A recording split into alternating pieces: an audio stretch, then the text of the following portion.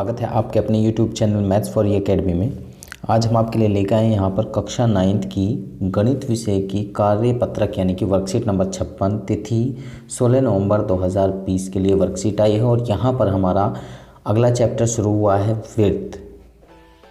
अगला चैप्टर यानी कि वृत्त हमारा चैप्टर यहाँ पर शुरू हो रहा है। तो वृत्त के बारे में यहाँ पर यानी कि ये सर्कल के बारे में यहाँ पर बेसिक जो इन्फॉर्मेशन है सबसे पहले वो इस वर्कशीट के अंदर दी जा रही है। तो चलिए हम यहाँ पर आपको बताते हैं कि इसके अंदर आपके लिए क्या इम्पोर्टेंट इन्फॉर्मेशन दी गई है।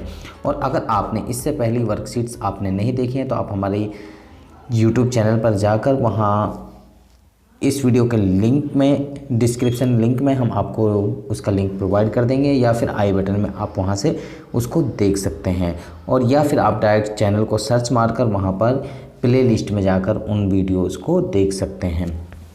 तो चलिए हम यहाँ पर आपको बताते हैं आवश्यक पूर्व ज्ञान। वृत्तीय आकार की समझ सबसे पहले आपको होनी चाहिए कि वृत्तीय आकार क्या होता है। जैसे यहाँ पर चूड़ी है, घड़ी है, पहिया है या आपके ये रुपीज़ जो दिए हुए हैं, तो इनकी जो आकृतियाँ सारी की सारी क्या हैं, वृत्तीय आकार की समझ है। क्या आप बता सकते हैं कि दी गई आकृतियाँ किस आकार की हैं? तो हम बता सकते हैं कि ये किसके आकार की हैं, वृत्त के आकार की। इन सभी आकृतियों का सिरा एक गोल पथ होता है, इसलिए इन सभी आकृतियों का आकार वृत्ताकार कहलाता है यानी कि सर्कल कहलाता है। आइए इस एक क्रियाविधि से समझते हैं। एक प्रकार लीजिए जिसमें एक पेंसिल लगाइए। प्रकार के नुकीले सिरे को कागज के पृष्ठ पर रखिए। नुकीले सिरे को उसी बिंदु पर स्थित कर पेंसिल वाले सिरे को एक चक्कर घुमाइए। आप जानते हैं कि आकृति एक वृत्त बनती है यानी कि सर्कल बनती है। तो यानी कि जो नुकीली चौक है, जो उसकी सिरा है उसको वहीं पर स्थित रखना है और जो पेंसिल वाला है उसको घुमाना है। तो आप देखते हैं कि यहाँ पर इस तरीके की आकृति या इस तरीके की आकृति आपके सामने बन जाती है, जिसको क्या कहा जाता है, वृत्त कहा जाता है या सर्कल कहा जाता है। तो आगे आपको यहाँ पर हम बताते हैं, यहाँ एक तल पर उन सभी बिंदुओं का समूह जो तल के एक स्थिर बिंदु से एक स्थिर दूरी पर स्थित हो वह वृत्त कहलाता है। यानी कि इस बिंदु से सेंटर से, जो यहाँ सेंटर O है, इससे यहाँ पर इस लाइन पर को कितने भी पॉइंट्स हम मान सकते हैं, यहाँ इनफाइनाइट पॉइंट्स होंगे तो सभी की जो डिस्टेंस होगी वो क्या होगी, इक्वल होगी। स्थिर बिंदु को वृत्त का केंद्र कहा जाता है। जो ये O पॉइंट है इसको क्या कहा जाता है, केंद्र का यानी कि वृत्त का केंद्र कहा जाता है, सेंटर कहा जाता है। दिए गए वृत्त में केंद्र O है। स्थित दूरी को वृत्त की त्रिज्या कहा जाता है। यहाँ से यहाँ तक जो डिस्टेंस है ये दी गई है, इसको कहा जाता है त्रिज्या यानी कि रेडियस। दिए गए वृत्त की त्रिज्या OP यहाँ पर मान रखी है कि इसको OP यहाँ पर कह दिया। तो यहाँ से यहाँ तक जो ये है, ये जो डिस्टेंस है इसको त्रिज्या कहा गया और यहाँ इसको OP नाम से रिप्रेजेंट किया जा रहा है। यदि एक वृत्त को दो बिंदु P तथा Q लें तो रेखाखंड PQ वृत्त की एक सिव्या कहलाती है, जिसको इंग्लिश में कॉर्ड कहा जाता है। तो यहाँ पर जैसे अगर आप कहते हैं, यहाँ पर अगर आप कहते हैं, यहाँ पर जो AB है ये हमारी जीवा है, ये सबसे बड़ी जीवा है या फिर इसको व्यास कहा जाता है। और जो PQ है ये सिर्फ ओनली जीवा है यानी कि कॉर्ड है वृत्त की। तो यहाँ वह चीज़ जो वृत्त के केंद्र से होकर जाती है उसको क्या कहा जाता है, वृत्त का व्यास कहा जाता है। इंग्लिश में इसको डायमीटर कहा जाता है। यहाँ से यहाँ तक की जो डिस्टेंस होती है यानी कि सेंटर से जो क्रॉस होती हुई वृत्त को दो पॉइंट्स पे छूती है उसको कहा जाता है व्यास। आगे यहाँ पर दिए गए वृत्त में PQ वृत्त की जीवा है तथा AB वृत्त का व्यास है। AB वृत्त का व्यास भी है और सबसे बड़ी जीवा भी AB ही है। तो नोट, व्यास की वृत्त की सबसे बड़ी लंबी जीवा होती है, व्यास जो है वृत्त की सबसे लंबी जीवा होती है, व्यास त्रिज्या की दुगनी होती है। व्यास क्या होती है, यानी कि जो त्रिज्या होती है उसकी रेडियस की दुगनी होती है यानी कि त्रिज्या की दो गुनी होती है। तो आगे हम आपको बताते हैं, यहाँ दो बिंदुओं के बीच के वृत्त के भाग को एक चाप कहा जाता है यानी कि आर्क कहा जाता है। यानी कि दो बिंदुओं के बीच के वृत्त के भाग को एक चाप कहा जाता है। जैसे यहाँ P पॉइंट है, यहाँ पर Q पॉइंट है, तो यहाँ से यहाँ से की जो डिस्टेंस है वो कही जाएगी चाप, जिसको इंग्लिश में कहा जाता है आर्क। बड़े भाग को दीर्घ चाप तथा छोटे भाग को लघु चाप कहा जाता है। इंग्लिश में बड़ी चाप को दीर्घ चाप यानी कि मेजर आर्क कहा जाएगा और लघु चाप को यानी कि माइनर आर्क कहा जाएगा। दिए गए वृत्त में लघु चाप पी क्यू को इस तरीके से रिप्रेजेंट किया जाता है और तथा दीर्घ चाप को इस तरीके से रिप्रेजेंट किया जाएगा, यानी कि यहाँ पर कोई एक्स्ट्रा पॉइंट आर माना जाएगा। एक्स्ट्रा पॉइंट कोई भी हम मान सकते हैं, यहाँ पर इन्होंने आर मान रखा है तो आप इसको आर मान सकते हैं, जैसे यहाँ पर आपको दिखाया गया है। तो ये दीर्घ चाप हो जाएगी पी आर क्यू, ये दीर्घ चाप हो जाएगी। नीचे वाला जो हिस्सा है वो पी क्यू यानी कि लघु चाप हो जाएगी। संपूर्ण वृत्त की लंबाई को उसकी परिधि यानी कि सरकमफ्रेंस कहा जाता है। यानी कि यहाँ से अगर हम शुरुआत करते हैं यहाँ तक वापस घूम के आते हैं तो यह वृत्त की क्या कहलाती है, परिधि कहलाती है, जिसको यानी कि अगर किसी लंबाई चौड़ाई वाली चीज़ को कहते हैं तो उसको यानी कि परिमिति कहा जाता है और यहाँ पर उसको परिधि कहा जाता है। बात वही है लेकिन यहाँ सिर्फ फ़र्क है कहने का, चीज़ वही है लेकिन कहने का अंतर है। यहाँ सर्कल चीज़ है और वहाँ पर यानी कि लंबाई चौड़ाई वाली चीज़ है, तो ये अंतर होता है थोड़ा सा इसके अंदर। आगे हम आपको बताते हैं जीवा तथा प्रत्येक चाप के मध्य क्षेत्र को वृत्तखंड यानी कि सेगमेंट कहा जाता है। यहाँ पर अगर आप देखते हैं तो ये वृत्तखंड हैं यहाँ पर, तो यहाँ एक जो जीवा है, यहाँ पी क्यू जो जीवा है ये इसको दो पार्ट्स में डिवाइड कर रही है। वृत्त को जब दो पार्ट्स में डिवाइड कर दी तो यहाँ पर एक छोटी चाप ये हिस्सा बच जाता है और एक बड़ा हिस्सा बच जाता है। तो दीर्घ चाप पर बने वृत्तखंड को दीर्घ वृत्तखंड कहा जाता है, यानी कि जो बड़ा हिस्सा ये बना है पूरा, ये जो कलरफुल कर रखा है ये हमारा दीर्घ वृत्तखंड हो गया। और छोटा वाला जो ये सफ़ेद आपको दिखाई दे रहा है ये हमारा लघु वृत्तखंड कहलाएगा। लघु चाप पर बने वृत्तखंड को लघु वृत्तखंड कहा जाता है। जो नीचे का हिस्सा है ये लघु वृत्तखंड है और ऊपर का हिस्सा जो ये आपको बड़ा दिखाई दे रहा है वो दीर्घ वृत्तखंड है। दीर्घ मीन्स यानी कि बड़ा, लघु मीन्स छोटा। तो ये सिंपल चीज़ है, आप याद रखिए। जो छोटा हिस्सा है वो लघु और बड़ा हिस्सा यानी कि दीर्घ। तो दीर्घ वृत्तखंड या लघु वृत्तखंड। केंद्र को एक चाप के सिरों से, आगे यहाँ पर केंद्र को एक चाप के सिरों से मिलाने वाली त्रिज्या एवं चाप के बीच के क्षेत्र को त्रिज्याखंड कहा जाता है, यानी कि सेक्टर कहा जाता है। दीर्घ चाप पर बने त्रिज्याखंड को दीर्घ त्रिज्याखंड, लघु चाप पर बने त्रिज्याखंड को लघु त्रिज्याखंड कहा जाता है।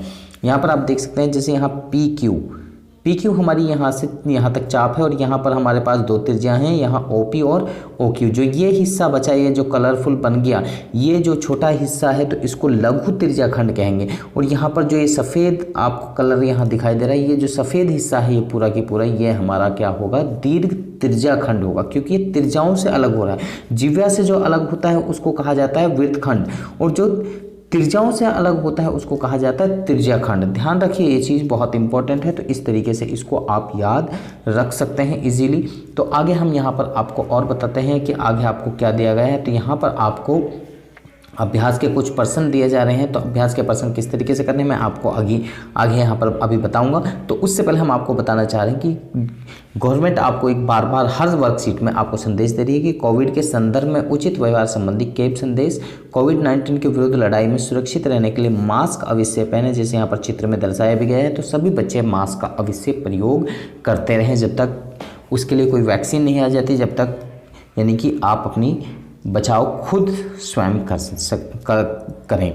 तो चलिए हम नेक्स्ट शीट पर आपको समझाते हैं कि किस तरीके से आप क्या कर सकते हैं। यहाँ पर आपको पहला क्वेश्चन दिया गया है। यहाँ पर पहला क्वेश्चन 4 सेंटीमीटर त्रिज्या का एक वृत्त खींचिए। 4 सेंटीमीटर त्रिज्या का एक वृत्त खींचिए। वृत्त हमने खींचना है, वृत्त पर त्रिज्या व्यास एक जीवा को दर्शाइए और उसे नाम दीजिए, यानी कि कोई भी हम नाम दे सकते हैं। तो पहला यहाँ पर आकृति हम बना रहे हैं, तो इस तरीके से, यानी कि सबसे पहले यहाँ पर जैसे हमने 4 सेंटीमीटर त्रिज्या की थी, तो यहाँ से यहाँ तक जो है हम सर्कल यहाँ पर बना लेंगे।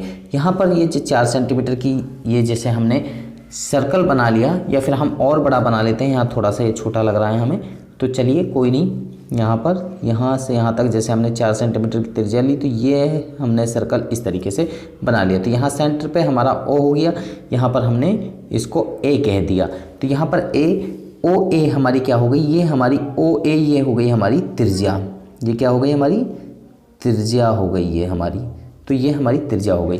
अब यहाँ पर और क्या कहा जा रहा है, 4 सेंटीमीटर त्रिज्या का एक व्यास। तो यहाँ से यहाँ तक हमने 4 सेंटीमीटर इसको लिया था। वृत्त पर त्रिज्या हो गया व्यास।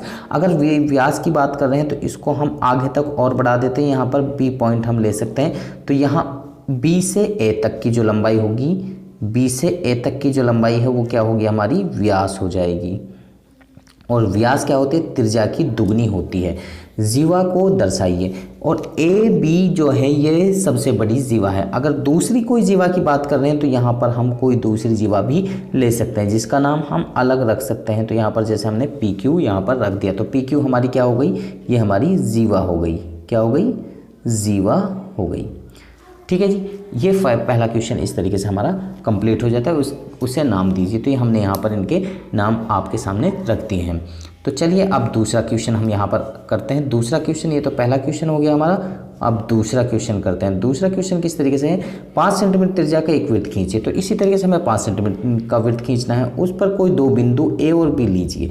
उस पर दीर्घ वृत्तखंड और लघु वृत्तखंड दर्शाइए। तो चलिए यहाँ पर हम सबसे पहले यहाँ पर 5 सेंटीमीटर का, जैसे हमने यहाँ पर ये सर्कल यहाँ से यहाँ तक 5 सेंटीमीटर की हमारी रेडियस जैसे हो गई, यहाँ ओ और यहाँ पे ये हमने ए ले लिया। तो यहाँ से यहाँ तक की जो है हमने यहाँ पर ये यहाँ से यहाँ तक की जो है ये हमने क्या किया है, यहाँ पर 5 सेंटीमीटर का वृत्त खींच लिया है। लेकिन अब यहाँ पर जब यहाँ दीर्घ वृत्तखंड की बात कर रहे हैं तो यहाँ पर जो हमें इस रेडियस को है इसको रिप्रेजेंट नहीं करेंगे। तो अब यहाँ पर हम क्या कर रहे हैं, यहाँ पर हम यहाँ एक जीवा ले रहे हैं, जीवा, क्योंकि वृत्तखंड के लिए हमें क्या है, जीवा लेनी पड़ेगी।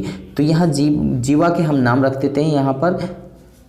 यहाँ पर हम जीवा के नाम रखते हैं। यहाँ पर जैसे हमने इसको ए कह दिया और इसको हमने बी कह दिया। तो यहाँ पर जो ये छोटा हिस्सा आया, ये वाला छोटा हिस्सा जो आया, इसको कहा जाएगा यानी कि लघु वृत्तखंड कहा जाएगा। और यहाँ जो ये बड़ा हिस्सा ये बच गया, इसको दीर्घ वृत्तखंड कहा जाएगा, वृत्तखंड कहा जाएगा, यानी कि दीर्घ वृत्तखंड, यानी कि बड़ा वृत्तखंड इसको कहा जाएगा। तो इस तरीके से आप सिंप्लीफाई इसको इजीली कर सकते हैं। तो यहाँ पर आगे तीसरा क्वेश्चन है, 6 सेंटीमीटर त्रिज्या का एक वृत्त खींचिए। अब यहाँ पर अलग कह रहे हैं कि फिर तीसरा क्वेश्चन जो है यहाँ पर आप कह रहे हैं कि 6 सेंटीमीटर त्रिज्या का एक वृत्त खींचिए। तो यहाँ पर अब आपको 6 सेंटीमीटर का वृत्त आपने लेना है। फिर यहाँ पर कह रहे हैं वृत्त पर दो बिंदु M और N लीजिए तथा उस पर लघु त्रिज्याखंड। तो यहाँ पर जैसे हमने ले लिया, यहाँ पर M पॉइंट ले लिया और यहाँ पर हमने N पॉइंट ले लिया। अब यहाँ जो हमारा सेंटर होगा, तो सेंटर से यानी कि इसको और इसको यानी कि आप मिला देंगे। तो यहाँ पर ये जो ये हमारा O हो गया। तो यहाँ जो बनना है हमारे पास में, ये जो छोटा वाला हिस्सा है ये हमारा लघु त्रिज्याखंड कहलाएगा। ये क्या कहलाएगा, लघु। इसको थोड़ा सा ऊपर कर लेता हूँ मैं आपको। यहाँ पर इसको लघु त्रिज्याखंड कहा जाएगा, लघु त्रिज्याखंड इसको कहा जाएगा। और ये जो बड़ा वाला है इसको यानी कि दीर्घ त्रिज्याखंड इसको कहा जाएगा, इसको दीर्घ त्रिज्याखंड कहा जाएगा। जो ऊपर वाला हिस्सा है ये बड़ा वाला, इसको दीर्घ त्रिज्याखंड कहा जाएगा। तो इस तरीके से आप इनको इजीली रिप्रेजेंट कर सकते हैं और आप इजीली इनको समझ सकते हैं। तो मुझे लगता है कि ये सारे सवाल आपके समझ में आ चुके हैं। अगर आपके समझ में आ चुके हैं तो आप हमारी वीडियो को लाइक करें, शेयर करें, कमेंट करें। और इसके साथ में अगर आप अभी तक हमारे चैनल पर नए हैं तो हमारे चैनल को सब्सक्राइब जरूर करें और उसके साथ बेल आइकन को जरूर प्रेस करें ताकि आपको आने वाली हर वीडियो के नोटिफिकेशन आपको मिलता रहे। तो आप बच्चे हमारे साथ में बन रहे हैं हमारी नेक्स्ट वीडियो तक। आप सब बच्चों का इस वीडियो को देखने के लिए धन्यवाद।